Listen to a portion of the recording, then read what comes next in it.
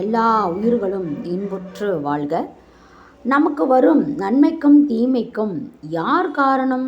வாழ்வில் துன்பம் இல்லாமல் வாழ முடியுமா? நமது வாழ்க்கையில் சிலரால் நமக்கு நன்மையும் சிலரால் நமக்கு தீமையும் வருகின்றன. நமக்கு நன்மை செய்தவர்களை கூட சில நேரங்களில் தீமை செய்து துன்பத்தை விளைவித்து விடுகிறார்கள். உண்மையில் இந்த நன்மை தீமை இரண்டுமே அவர்களால் வருவதல்ல. அனைத்திற்கும் காரணம் நமது பதிவுகளே என்ற பக்குவமான சிந்தனை மட்டும் மனதில் இருந்தால் கவலையோ துன்பம் தந்த நபர் மீது கோபமோ வராது. எது வந்தாலும் அதை அப்படியே ஏற்றுக்கொள்ளும் மனப்பான்மை மட்டும் இருந்தால் வாழ்வில் பெரும்பாலான துன்பம் துன்பமாகவே தோன்றாது.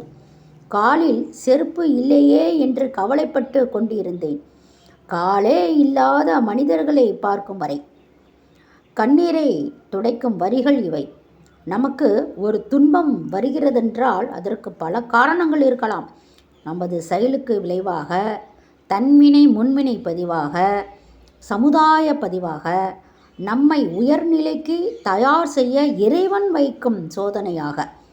ஒரு சோதனை வரும்போது அதை வேதனையாக எடுத்துக்கொள்ளாமல் சாதனையாக மாற்ற நமக்குள் ஒரு கருவி உண்டு என்றால் அது நமது மனம்தான்.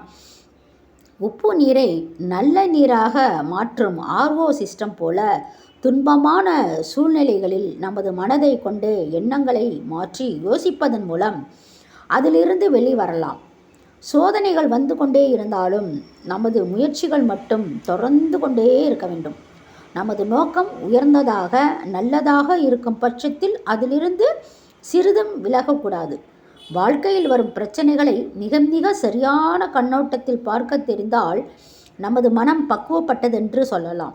எந்த பிரச்சனையையும் தவறான கண்ணோட்டத்தில் பார்த்து பழகியதாலேயே நமக்கு அதிலிருந்து வெளிவரும் வழி தெரியாமல் திகைக்கிறோம்.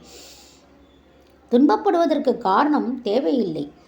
காரணம் இல்லாமல் கூட மனம் ஏதோ ஒன்றை நினைத்து வேதனைப்படலாம். அதுபோல நேற்றைய துன்பம் இன்று துன்பமாக தோன்றாது. உறவினர் நண்பர்களின் பிரிவு மறைவு கூட அந்த நேரத்தில் துன்பமாக இருக்கும். கால ஓட்டத்தில் பின்னாளில் அதை நினைத்து பார்த்தால் கூட அது ஒரு சாதாரண விஷயமாக மனதில் பட்டு மறைந்துவிடும். பின் மறந்தும் விடுவோம். ஏதோ ஒன்று உங்களை துன்படுத்துகிறதா? அதிலிருந்து மீள வழி தெரியவில்லையா?